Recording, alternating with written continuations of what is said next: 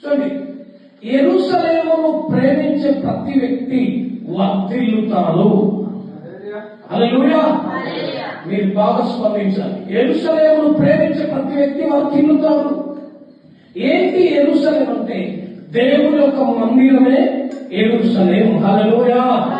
దేవుని యొక్క మందిరం కొరకు, మందిరం అనగా దేవుని మందిరంలో వస్తున్నటువంటి ప్రతి ఒక్కరు మనము దేవుని యొక్క మందిరాలు అయి ఉన్నాం. హల్లెలూయా. మనం దేవుని మందిరమై ఉన్నాం. మనమందరం ఈ మందిరంలో వస్తున్నటువంటి ప్రతి ఒక్కరి కొరకు ఏం చేయాలి? ప్రార్థన చేయాలి. ఏం చేయాలి? మందిరంలో వస్తున్నటువంటి వ్యక్తుల కొరకు ఖచ్చితంగా మనం ఏం చేయాలంటే ప్రార్థన చేయాలి.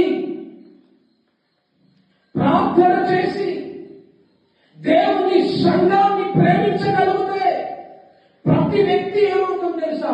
వర్ధిల్లుతాము. హల్లెలూయా. హల్లెలూయా. దేవుని సంఘాన్ని, సంఘం కొరకు ప్రార్థన చేసేవారిని, దేవుని సంఘాన్ని ప్రేమిస్తున్నటువంటి ప్రతి ఒక్కరు చెప్పండి వర్ధిల్లుతారు. హల్లెలూయా. హల్లెలూయా. చాలా మంది దేవుని సంఘానికి వస్తారు కానీ సంఘం కొరకు ప్రార్థన చేయరు. సంఘం కొరకు ఏమని ప్రార్థన చేయాలి? ఏమని ప్రార్థన చేయాలి?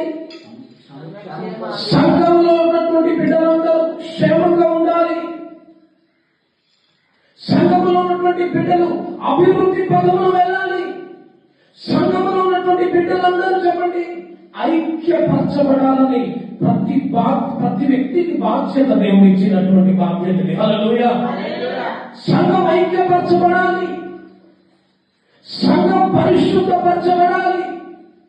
సంఘము క్షేమాభివృద్ధి పొందుకోవడానికి సంఘం కొరకు అనగా యెరూషలేము అనగా సంఘము, ఈ సంఘం కొరకు ప్రతి వ్యక్తి ఏం చేయాలి?